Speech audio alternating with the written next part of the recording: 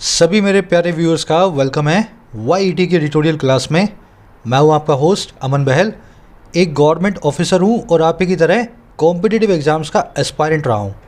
आज सुबह का फर्स्ट एडिटोरियल डिस्कस करेंगे, ओवरसीइंग ओवरसाइट्स इसका टाइटल है।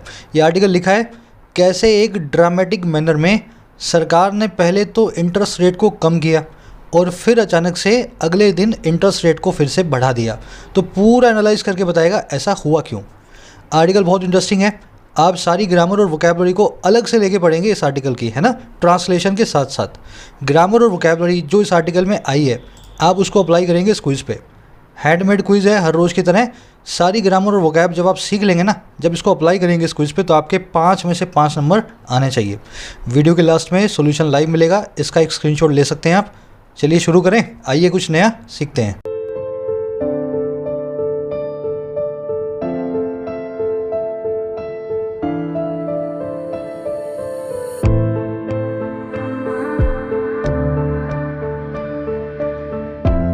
कह रहा है ओवरसीइंग ओवरसाइट्स, दोनों ही बड़े अजीब अजीब से वर्ड्स हैं।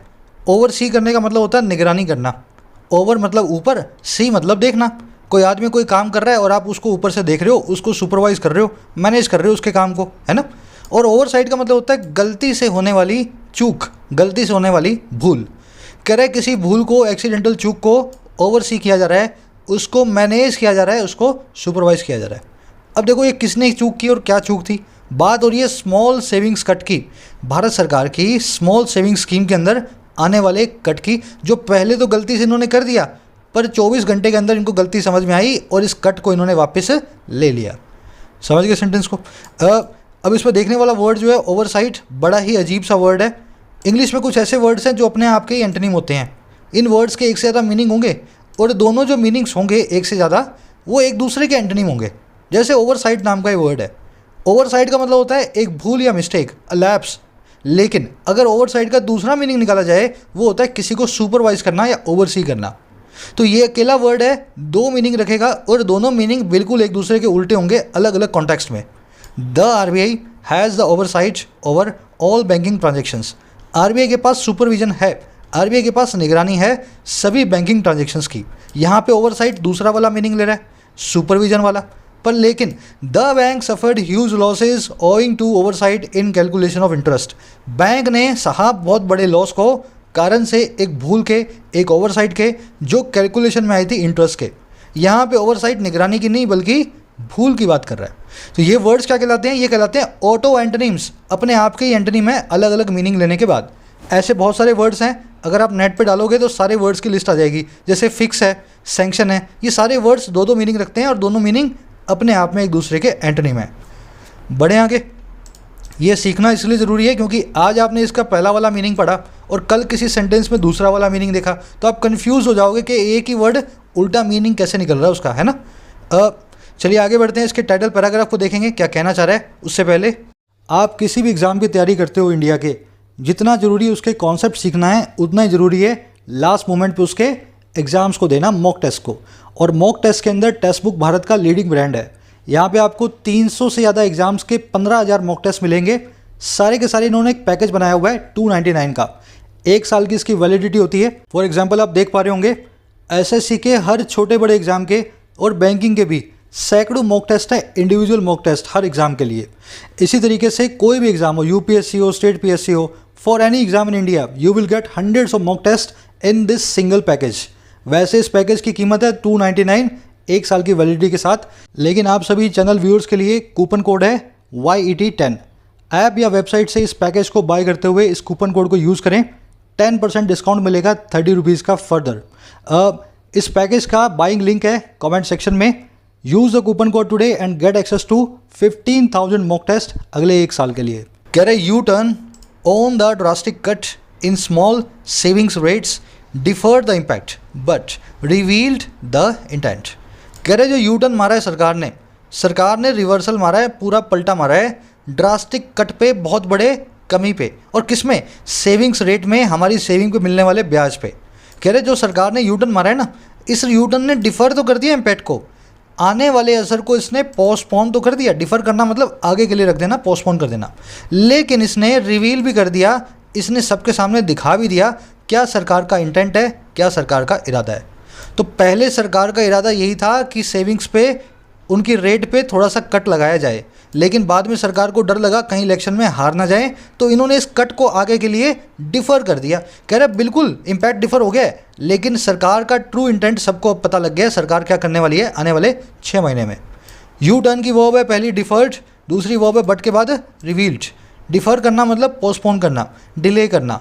होल्ड ऑफ और पुट ऑफ दो वर्ब्स हैं, फ्रेजल वर्ब्स, जो कि पोस्टपोन करने के लिए यूज़ होती है ना। होल्ड ऑफ OFF और पुट ऑफ OFF। इंटेंट और इंटेंशन में कोई फ़र्क नहीं है, दोनों ही नाउन्स हैं, दोनों ही इरादे की बात करते हैं। इंटेंट और इंटेंशन एक ही बात है, लेकिन इंटेंट एक एडजेक्टिव भी है, इसका मतलब होता है किसी चीज़ पे उतारू। She was intent on starting A fight, वो उतारू थी एक लड़ाई को शुरू करने पे। तो इंटेंट एक एडजेक्टिव फॉर्म में उतारू का काम करता है, नाउन फॉर्म में इंटेंट और इंटेंशन एक ही वर्ड्स हैं, सिनोनिम एक दूसरे के, है ना, इरादे के। यू टर्न का मतलब होता है पलटा मारना, रिवर्सल बोलते हैं, फ्लिप फ्लॉप बोलते हैं और रोल बैक बोलते हैं। ये सारे वर्ड्स आप आगे देखेंगे यू टर्न के सिनोनिम्स हैं। ड्रास्टिक मतलब बहुत बड़ा हो, सिग्निफिकेंट हो, एक्सट्रीम हो, रेडिकल हो, है ना, छोटा मोटा ना हो उसको बोलते हैं ड्रास्टिक।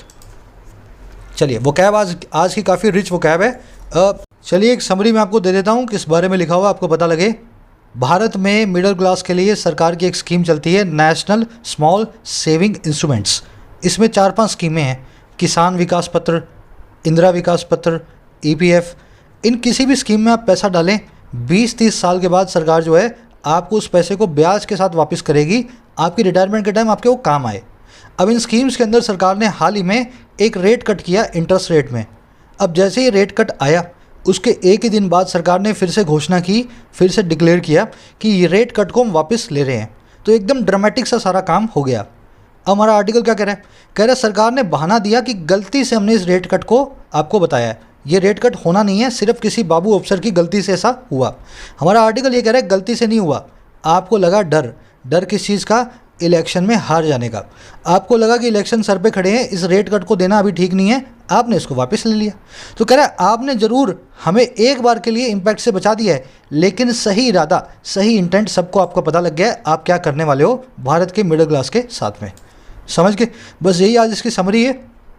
रिवीलिंग टोन है, बार बार रिवील नाम के वर्ड को यूज़ करेगा। भंडा फोड़ करना, रिवील करना एक ही बात है ना। शुरू करें। समरी को कमेंट सेक्शन में लिख करके डालें, लिखने से आपकी राइटिंग स्किल्स बहुत अच्छी होती हैं। कह रहे हैं India's small saving instruments witnessed unprecedented overnight volatility in rates this week. कह रहे हैं इंडिया की जो स्मॉल सेविंग इंस्ट्रूमेंट्स है, भारत सरकार की जो इंडिया की स्कीम जो है, कह रहे इसने विटनेस किया, ये साक्षी बनी। इस स्कीम ने देखा, और क्या देखा, एक ऐसे ओवरनाइट वोलेटिलिटी को, एक ऐसे रातों रात होने वाली अस्थिरता को जो अनप्रेसिडेंटेड थी, जो आज तक हुई नहीं। और किस चीज़ में हुई है ये अस्थिरता, ये जो वोलेटिलिटी है ये हुई है रेट्स में, इंटरेस्ट रेट में इस वीक, इस हफ्ते। समझ गए। तो इस स्कीम में एक हफ्ते में रातों रात इतना चेंज हुआ इंटरेस्ट रेट में जो आज तक किसी ने नहीं देखा, अनप्रेसिडेंटेड है। इंस्ट्रूमेंट्स की वर्ब है विटनेस्ड, पास्ट इंडेफिनिट टेंस में। वोलेटिलिटी का मतलब है अस्थिरता। बॉयंसी एक बहुत अच्छा सिनोनिम है इसका। इनस्टेबिलिटी एक सिंपल सा सिनोनिम है। अनप्रेसिडेंटेड जिसका कोई प्रेसिडेंट ना हो। प्रेसिडेंट मतलब एक मिसाल बोलते हैं इसको हिंदी में। तो अनप्रेसिडेंटेड मतलब नेवर हैपेंड बिफोर, जिसकी कोई मिसाल ना हो, अभूतपूर्व बोला जाता है बिल्कुल शुद्ध हिंदी में। बढ़े आगे। कह रहा on Wednesday evening the budget division in the department of economic affairs revised downwards the interest rates payable on small saving instruments for the April to June 2021 quarter by 40 basis points और 0.4% to 110 basis points और 1.1%। कह रहे Wednesday evening को, बुधवार की शाम को, जो बजट डिवीज़न है, जो बजट की शाखा है, और किसमें, डिपार्टमेंट ऑफ इकोनॉमिक अफेयर्स में, भारत सरकार के इस मंत्रालय में। कह रहे ये जो डिवीज़न है ना, इसने रिवाइज कर दिया नीचे की तरफ। और क्या, किस चीज़ को, इंटरेस्ट रेट्स को जो पेबल होती हैं, जो दी जाती हैं इन सेविंग इंस्ट्रूमेंट्स पे। आप पैसा डालो तो ये इंटरेस्ट आपको मिलेगा। तो इस इंटरेस्ट की रेट को इन्होंने रिवाइज कर दिया डाउनवर्ड्स, नीचे की तरफ। अब देखो कब के लिए किया, आने वाले इस क्वार्टर के लिए, अप्रैल से जून, इस तिमाही के लिए 2021 की। और जैसे कैसे नीचे किया, 40 बेसिस पॉइंट से या 0.4% से 1.1% पे ले आए। तो पहले थी 1.5% पूरे क्वार्टर की, इस बार इन्होंने करने की कोशिश की 1.1% इस पूरे क्वार्टर के लिए। समझ गए ना। डिवीजन की वर्ब है रिवाइज, डाउनवर्ड्स मतलब नीचे की तरफ। कभी भी किसी चीज़ में इजाफा हो या कमी हो तो बाय प्रेपोजिशन का यूज़ किया जाता है, आप अच्छे से जानते हैं। My salary has increased by 10%, मेरी तनख्वाह 10% से बढ़ गई है। तो बाय लगा के बताएं कौन कितना बढ़ा और कौन कितना घटा। कह रहे the return on the most popular PPF scheme was pegged at 6.4%, the lowest level in 46 years. कह रहे जो रिटर्न है, जो इंटरेस्ट की रेट है, और किस पे, इस सबसे पॉपुलर पीपीएफ स्कीम पे, नेशनल स्मॉल सेविंग इंस्ट्रूमेंट में सबसे पॉपुलर जो है वो है पीपीएफ की स्कीम। कह रहे इस पे जो रिटर्न है ना, उसको पैग किया गया, उसको फिक्स किया गया 6.4% पे, जो कि लोवेस्ट है अपने आप में 46 सालों के अंदर। समझ गए। तो ऐसा किया था इन्होंने अभी इस क्वार्टर के अंदर, अप्रैल से जून में। रिटर्न की वर्ब है वॉज पैक्ड। पैक का मतलब होता है फिक्स करना किसी चीज़ के दाम को। The price of the companies यहाँ पे कंपनीज करना है ना, पजेसिव बना देते हैं। The price of the company's latest car has been packed at ₹8 lakh. Company के सबसे लेटेस्ट कार का जो दाम है उसको फिक्स किया गया 8 लाख रुपए पे। पैग एट हमेशा इसी तरह से यूज होगा, किसी चीज़ को कहीं पे फिक्स करना। बढ़े आगे। द मोस्ट पॉपुलर में द मोस्ट पॉपुलर, ये जो द मोस्ट देख रहे हो ना, ये सुपरलेटिव डिग्री बनाने के लिए लगाया गया है, इसलिए इसके आगे द लगाए, जैसे द लोवेस्ट में भी द को हमने यूज़ किया है ना, superlative degree of the adjective. कह रहे the government has refrained from tweaking these rates for the last 3 quarters after effecting a similarly sharp cut in Q1 of 2021 when the PPF interest was pruned from 7.9% to 7.1%। अब बता रहा है पिछले साल भी सरकार ने इस काम को किया था। कह रहे सरकार ने ना रिफ्रेन फ्रॉम किया है, सरकार ने पूरा परहेज रखा है। और किस काम को करने में, ट्वीक करने में, चेंज करने में इन रेट्स को। और किसके लिए, पिछली 3 तिमाहियों के लिए, लास्ट 3 क्वार्टर्स के लिए। और किस चीज़ के बाद, इम्प्लीमेंट करने के बाद, इफ़ेक्ट करने के बाद, लागू करने के बाद। ऐसे ही एक तीखी सी कमी को फर्स्ट क्वार्टर में 2020-21 के, जब पीपीएफ के इंटरेस्ट को प्रून किया गया था, काट छांट की गई थी 7.9% से 7.1% पे। तो कह रहे पहले भी सरकार पिछले साल में काम कर चुकी है, लेकिन बीच के 3 क्वार्टर इसने पूरा परहेज किया कि इन रेट्स को ना छेड़े। लास्ट टाइम जब इसने इफेक्ट किया था ऐसे कट को, तब था फर्स्ट क्वार्टर पिछले साल का, और 7.9 से 7.1% पे लाई थी। अब देखने वाली चीज़ें, गवर्नमेंट की वो है हैड रिफ्रेन फ्रॉम। रिफ्रेन का मतलब होता है परहेज करना, एब्सटेन करना, डाइजेस्ट करना, सब के सब परहेज के सिनोनिम है। और फ्रॉम इनके बाद में बताता है किस चीज़ से आपको परहेज करना है। तो रिफ्रेन प्लस में फ्रॉम, इन तीनों के बाद में फ्रॉम प्रेपोजिशन को फिक्स रखें अगर वो चीज़ आपको बताई जा रही है जिससे परहेज करना है। रिफ्रेन और एब्सटेन में एक छोटा सा डिफरेंस है। एब्सटेन होता है लॉन्ग टर्म परहेज और रिफ्रेन होता है शॉर्ट टर्म परहेज। जैसे आपको आज सर दर्द है तो आप जो है 1-2 दिन के लिए अपना सेलफोन यूज़ ना करें, लेकिन अगर आपको डायबिटीज़ है तो आप ज़िंदगी भर मीठा नहीं खाएंगे, तब आप एब्सटेन करेंगे। 1-2 दिन की बात है तो रिफ्रेन करेंगे, है ना, शॉर्ट टर्म की बात है। तो ट्वीक करना मतलब चेंज करना, ऑल्टर करना। इफेक्ट आप जानते हैं एक वर्ब भी होती है, एक नाउन भी होता है। अफेक्ट भी एक वर्ब है। इफेक्ट और अफेक्ट एज ए वर्ब, इन दोनों में डिफरेंस होता है। अफेक्ट का मतलब है प्रभाव को छोड़ना, इफेक्ट का मतलब है किसी चीज़ को लागू करना, गिव इफेक्ट करना। जैसे सरकार ने नई स्कीम घोषणा की उसकी, अब उसको इफेक्ट करेगी, इंप्लीमेंट करेगी, लागू करेगी। और ये तो आप जानते हैं किसी को प्रभावित करने के लिए, इम्पैक्ट छोड़ने के लिए यूज़ होता है। प्रून करना मतलब काट छांट करना, शेयर करना, कट डाउन करना। बढ़े आगे। कह रहा however by early Thursday, the rate cuts had disappeared and the status quo reinstated following a tweet by Finance Minister Nirmala Sitharaman. कह रहे हालांकि थर्सडे के अर्ली मतलब गुरुवार की सुबह सुबह है ना, अर्ली जो रेट कट्स थी वो डिसअपियर हो चुकी थी, वो गायब हो चुकी थी जो इन्होंने अभी की हैं। और स्टेटस को, पुराने वाली सिचुएशन जो ओरिजिनल सिचुएशन है उसको रीइंस्टेट कर दिया गया था, उसको बहाल कर दिया गया था। और ये कब हुआ, ये काम हुआ एक ट्वीट के बाद, following a tweet finance minister Nirmala Sitharaman की। तो कह रहे बिल्कुल ऐसा इसका उल्टा हुआ। गुरुवार की सुबह सुबह निर्मला सीतारमण मैडम ने एक ट्वीट किया और बताया कि पुरानी वाली रेट्स आ गई हैं, नए रेट कट को हमने डिसअपियर कर दिया है। समझ गए। अब इसमें देखने वाले कॉन्सेप्ट देखना, बहुत अच्छा कॉन्सेप्ट है। पहले सब्जेक्ट वो पकड़ लें। रेट कट्स की वर्ब है हैड डिसअपियर्ड और स्टेटस को की वर्ब है हैड रीइंस्टेटेड। देखो यहाँ पे कॉन्सेप्ट है फॉलोइंग और फॉलोड बाय। इन दोनों में लोगों को डिफरेंस समझ में नहीं आता, कब फॉलोइंग यूज़ करना है और कब फॉलोड बाय यूज़ करना है। अच्छे से समझाता हूँ डिटेल में, लास्ट में ट्रिक भी दे दूंगा पकड़ने की, है ना, फटाफट। पहले डिटेल में समझ लें। फॉलोइंग का मतलब है इसके बाद में जो जुड़ा होगा, इसके बाद में जो आएगा वो प्रिसीड करेगा, वो लीड करेगा। और फॉलोड बाय में जो इसके बाद में आएगा फॉलोड बाय के, वो फॉलो करेगा, वो पीछे पीछे आने वाला है। जैसे the Indian hockey team secured the first place, अब फॉलोइंग लगाओगे, फॉलोड बाय लगाओगे। The Chinese and Sri Lankan teams on second and third place, India की हॉकी टीम ने पहली पोजीशन को सिक्योर किया, और किसके बाद, ये फॉलोड बाय होते हुए या फॉलोइंग करते हुए चाइना या श्रीलंका की टीम को दूसरे और तीसरे प्लेस पे। अब मुझे ये बताओ, पहले प्लेस वाला आगे होता है या सेकंड या थर्ड प्लेस वाला आगे होता है? जाहिर सी बात है भाई, पहले प्लेस वाला लीड करने वाला है। समझ गए मेरी बात को? इंडिया की हॉकी टीम है वो फर्स्ट प्लेस पे है, उसके बाद है चाइनीज़, उसके बाद है श्रीलंकन। तो ये चाइनीज़ और श्रीलंकन जो है दोनों फॉलो करने वाले हैं इंडिया की टीम को। समझ गए मेरी बात को? अगर फॉलो करने वाले हैं तो यहाँ पे यूज़ होगा फॉलोड बाय। समझ गए ना? फॉलोड बाय के बाद में जो भी आए, फॉलोड बाय के बाद में जो भी आए वो करेगा एक्चुअल में फॉलो। ये फॉलोड बाय का मतलब यही है, इन लोगों के द्वारा फॉलो किया जा रहा है ना। पहले नंबर पे इंडिया, बाद में श्रीलंका और चाइना। अब अगला देखो, फॉलोइंग या followed by Nirbhaya case, a new law has was introduced in parliament to safeguard the rights of women. Follow या फॉलोइंग बाय जो भी आप लगाना चाहें, निर्भया केस के बाद एक नए लॉ को इंट्रोड्यूस किया गया पार्लियामेंट में महफूज करने के लिए औरतों के अधिकारों को, हकों को। अब मुझे ये बताओ, नया लॉ बाद में आया या निर्भया केस बाद में आया? पहले तो निर्भया केस हुआ था, फिर नया लॉ आया था। पहले इस लड़की के साथ गैंग रेप हुआ, उसके बाद में नया लॉ इंट्रोड्यूस हुआ पार्लियामेंट में। समझ गए ना? तो निर्भया केस वाला जो मामला है ये प्रिसीड कर रहा है, ये लीड कर रहा है। अगर ये लीड कर रहा है ना तो फॉलोड बाय नहीं, लीड करने वाले के लिए हम फॉलोइंग को यूज़ करते हैं। तो मैं क्या करूँगा, यहाँ से इसको निकाल के रख दूंगा फॉलोइंग। तो following the Nirbhaya case, a new law was introduce in parliament to safeguard the rights of women. अब देखो वक्त है ट्रिक का। ट्रिक ये कहती है कि फॉलोइंग की जगह पे अगर आप आफ्टर रखेंगे तो सेंटेंस का मीनिंग चेंज नहीं होगा, और फॉलोड बाय की जगह आप लीड नाम की वर्ब को यूज़ करेंगे।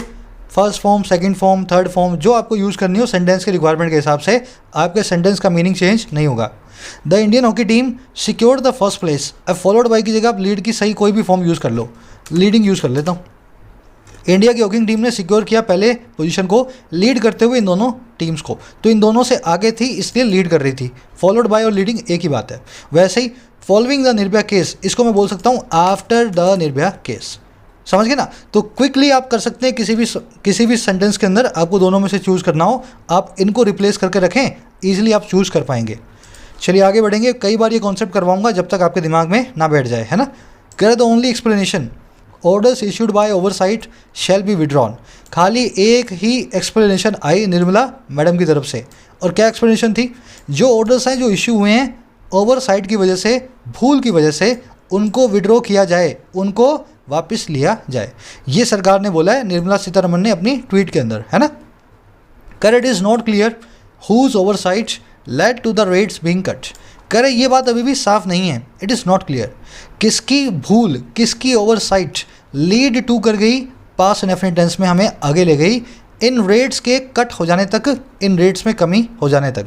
सिंपल सेंटेंस है। इट की वर्ब इज, ओवरसाइट की verb lead to, led to. Lead to अपने बाद में नाउन प्रोनाउन जो जीरेंट लेगा, इसका ऑब्जेक्ट है बीइंग नाम का जीरेंट।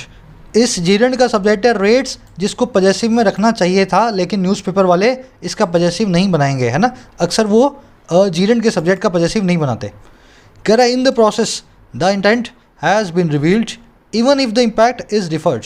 कह रहा है इस पूरी प्रोसेस में, इस पूरी कार्रवाई में जो इंटेंट है, जो इरादा है, वो रिवील हो चुका है। सरकार के मंसूबों से पर्दा उठ चुका है, और यहाँ तक कि तब की जबकि जो इम्पैक्ट है उसको डिफ़र कर दिया गया, आगे के लिए टाल दिया गया। तो आज की डेट में नुकसान नहीं हुआ किसी को, लेकिन सबको पता लग गया आने वाले टाइम में सरकार का इंटेंट क्या है, सरकार का इरादा क्या है। डिफ़र होना मतलब पोस्टपोन होना, आगे के लिए खिसक जाना। कह रहा surely the Wednesday's order approved by the competent authority was not based on random numbers keyed in and notified inadvertently amidst a flurry of last minute economy related government notifications on the last day of financial year। कह रहे ये बिल्कुल पक्की बात है। Surely जो बुधवार का ऑर्डर था जिसमें रेट को कट किया गया था और जिसको अप्रूव किया गया था कॉम्पिटेंट अथॉरिटी के द्वारा, सही अथॉरिटी के द्वारा, है ना, किसी बड़े अफसर या बाबू के द्वारा। कह रहे ये ऑर्डर नहीं बेस्ड था, ये ऑर्डर आधारित नहीं था, और किस पे, किसी भी अरे गहरे नत्थु खरे नंबर के की इन हो जाने पे, कंप्यूटर में टाइप हो जाने पे, और फिर उसके नोटिफाई हो जाने पे इनएडवर्टेंटली, एक्सीडेंटली, बिना किसी आपके जो है इच्छा के, है ना। और किसके बीच, एक फ्लरी के बीच, एक बौछार के बीच, जो है आखिरी मोमेंट पे आने वाले, लास्ट मिनट पे आने वाले, इकॉनमी से रिलेटेड, अर्थव्यवस्था से संबंधित सरकार के नोटिफिकेशंस है। और ये नोटिफिकेशंस कब आए हैं? लास्ट डे पे फाइनेंशियल ईयर के 31 मार्च 2021 को। समझे सेंटेंस को? कह रहे ये बात पक्की है कि वेंसडे का जो ऑर्डर आया है, सरकार कह रही है कि हमारी भूल है। ये कोई भूल थी नहीं। इस ऑर्डर पे पहले 20 लोगों के साइन हुए होंगे, सब ने चेक किया होगा। और ये ऑर्डर जो था वो कोई बेस नहीं था रैंडम नंबर पे, कोई ऐसे ही किसी भी नंबर पे जिसको की इन कर दिया गया हो, कंप्यूटर में टाइप कर दिया गया हो और बाद में भूल से छाप दिया गया हो, है ना, कि इतनी रेट कट हम कर रहे हैं, इनएडवर्टेंटली उसको नोटिफाई कर दिया गया हो। और ये सब काम कब हुआ है?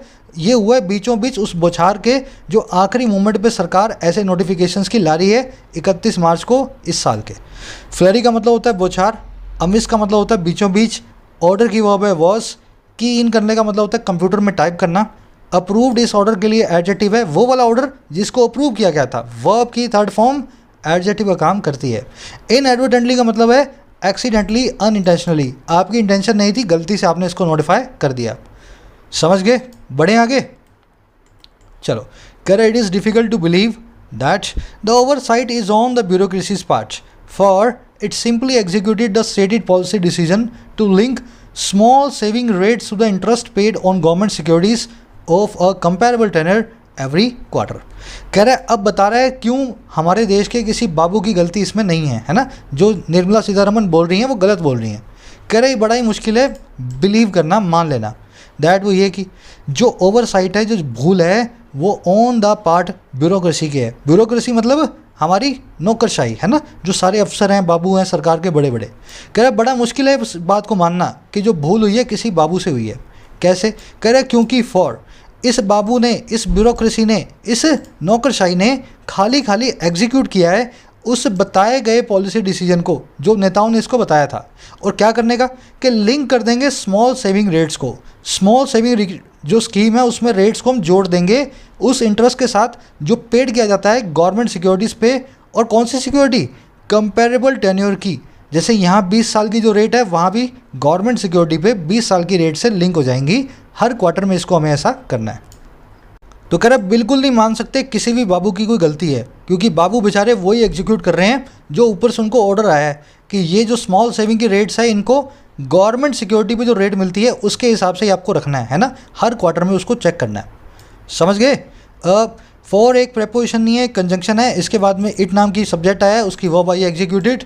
जब जब फॉर कंजंक्शन का काम करेगी इसके बाद में क्लोज होगा। फॉर का मतलब होगा बिकॉज। समझ गए ना? इससे मुझे पता लगा फॉर का मतलब यहाँ पे बिकॉज है। सब्जेक्ट वर्ब आप मैच कर लेंगे। बड़ा ही सिंपल सा सेंटेंस था ये। कंपेरेबल मतलब जो कंपेयर किया जा सके। कह रहे so one must reduce the oversight is on the political executive part on the timing and implications of executing the required decision as per the extent policy. कह रहे इसलिए कोई भी आदमी डिड्यूस कर सकता है, इसलिए कोई भी आदमी इस कंक्लूजन को ड्रॉ कर सकता है जो भूल हुई है ना वो हुई है पॉलिटिकल एग्जीक्यूटिव से, वो हुई है सियासी तंत्र से, बाबुओं से नहीं, पॉलिटिशियन से भूल हुई है। और किस पार्ट पे हुई है? उनकी टाइमिंग के पार्ट पे हुई है और इस चीज़ के इम्प्लीकेशंस पे हुई है, एग्जीक्यूट करने के इस तरह के डिसीजन को हाल की पॉलिसी के हिसाब से।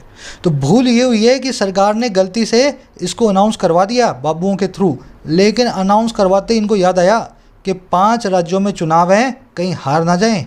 कह रहे बस यही भूल हुई है किससे? पॉलिटिकल एग्जीक्यूटिव से। समझ गए?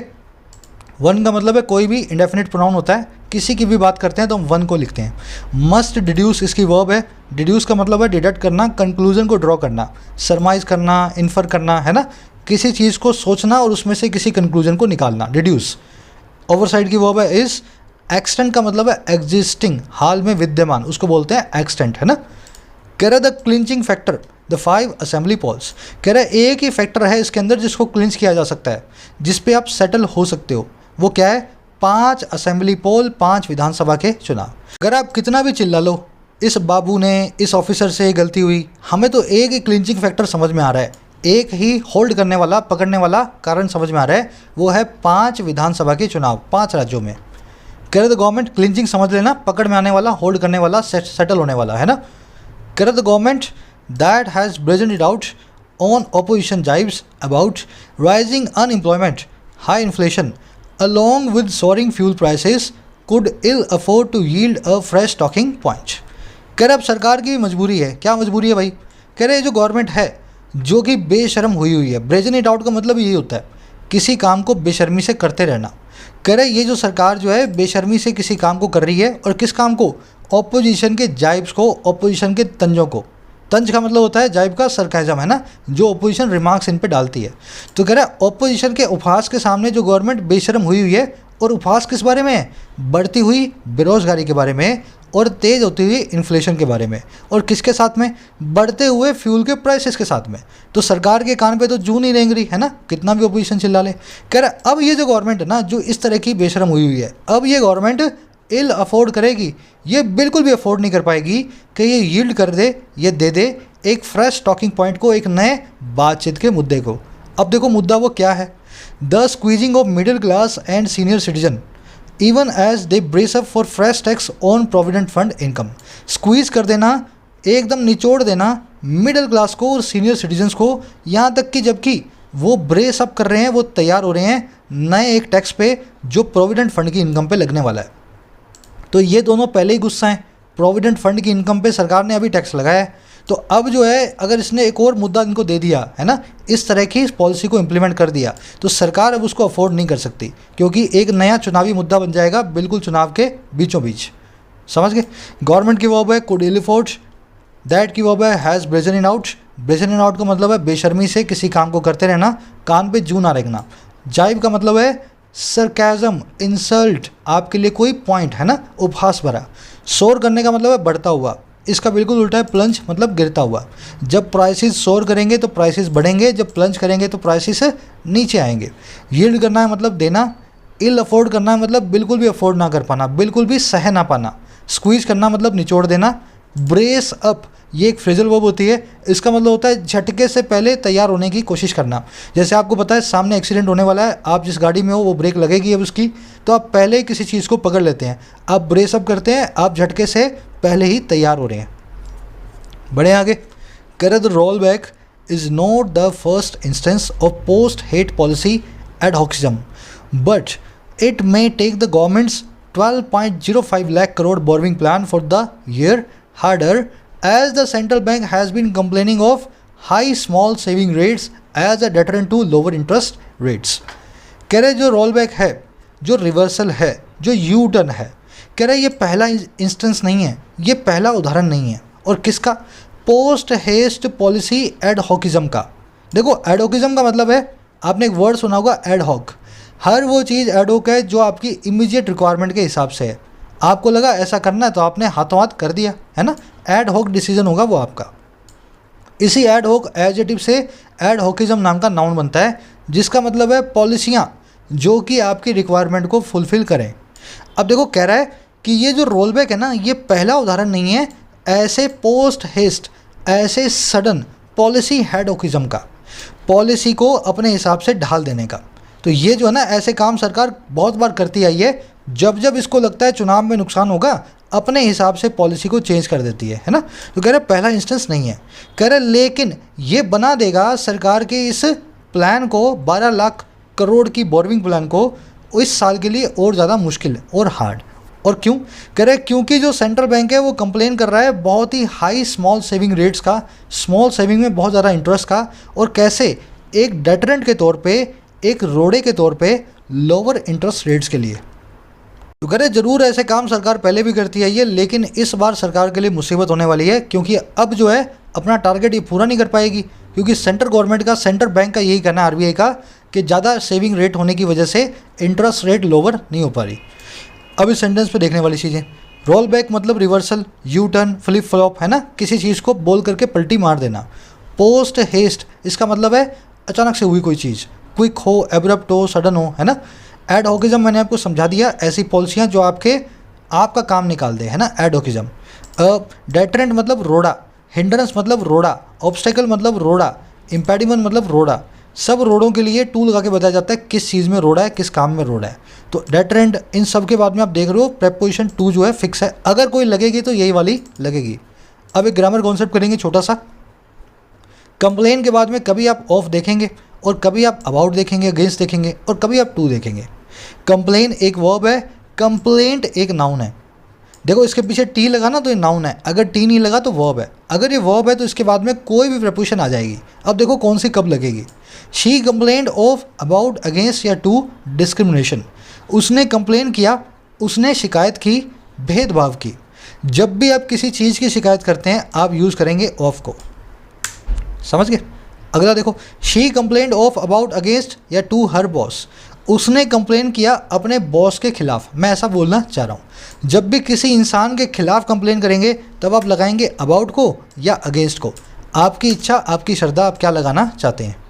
अब तीसरा देखो, she complained of, about, against या to the company's HR department. उसने कंप्लेन किया कंपनी के HR डिपार्टमेंट को। जब भी किसी को कंप्लेन करेंगे, समझ गए ना, बच्चा टीचर को कंप्लेन कर रहा है तब आप लगाएंगे टू को। तो ऑफ लगा के आप बताते हैं क्या क्या आपकी शिकायत है, अबाउट या अगेंस्ट लगा के आप बताते हैं किसके खिलाफ शिकायत है, और टू लगा के बताते हैं जिसको शिकायत की जा रही है, जिसको कंप्लेन हो रही है ना। ऐसे ही वर्ब चलती है।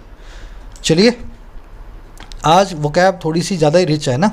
There are another instance is the mysterious practice of oil companies freezing pump prices during electoral campaigns, even though oil prices are deregulated. कह रहा है इसका एक और एग्जाम्पल भी है, सिर्फ यहीं पे इन्होंने ऐसा नहीं किया। कह रहा है दूसरा एग्जाम्पल है अचानक से होने वाली मिस्टीरियस जो प्रैक्टिस है ऑयल कंपनीज़ के फ्रीज कर देने की पंप प्राइस को। पंप प्राइस का मतलब है किस प्राइस पे पंप वालों को पेट्रोल मिलेगा। तो ऑयल कंपनियों ने एकदम जादुई तरीके से फ्रीज कर दिया है अपने प्राइस को, और कब, इलेक्टोरल कैंपेन के दौरान, चुनावी इनके जो है अभियान के दौरान। तो इधर मोदी जी भाषण दे रहे हैं, इधर जो है कोई भी बीजेपी का लीडर भाषण दे रहा है, और उधर से पेट्रोल के प्राइसेस को पेट्रोल कंपनियों ने अपने आप ही रोक करके रखा हुआ है ना, बढ़ने नहीं दे रहे। कह रहा है यहाँ तक कि जबकि जो ऑयल के प्राइसेस हैं वो डीरेगुलेटेड हैं, सरकार के इस हाथ में प्राइसेस हैं ही नहीं, है ना, मार्केट के हाथ में है, डीरेगुलेटेड है। कह रहा है बावजूद उसके ऑयल कंपनियों को ऐसा ऑर्डर मिला हुआ है कि अभी चुनाव हो जाने दो, पेट्रोल के प्राइस को 100 रुपये से ज़्यादा मत बढ़ने दो। समझ गए। इंस्टेंस की वर्ब है इज, फ्रीज करना मतलब रोक के रखना, इलेक्टोरल मतलब चुनावी, कैंपेन मतलब अभियान। कह रहा the PM as part of his one nation one election pitch has often said that the virtually perennial poll session hits development. कह रहे PM साहब जो है ना अपने इस पिच के एक हिस्से के तौर पे, पिच का मतलब होता है इनका भाषण, ये जो राग अलापते हैं, जिस बात को बार बार कहते हैं। कह रहे PM साहब अपनी इस बात के, इस कथन के एक हिस्से के तौर पे, जो बात है एक देश एक चुनाव, वन नेशन वन इलेक्शन। कह रहे इन्होंने अक्सर कहा है, हैज़ ऑफन सेड दैट, वो क्या कि एक तरह से वर्चुअली बहुत लंबे वक्त तक पेरिनियल जो पोल सेशन होता है, कह रहा है एक तरह से सारा साल चलने वाला जो चुनावी सीज़न होता है वो हिट करता है डेवलपमेंट को, वो हिट करता है विकास को। तो PM साहब यही बोलते हैं कि चुनाव एक ही होना चाहिए, क्योंकि सारा साल चुनाव चलते हैं, इस वजह से विकास हो नहीं पाता। समझ गए ना।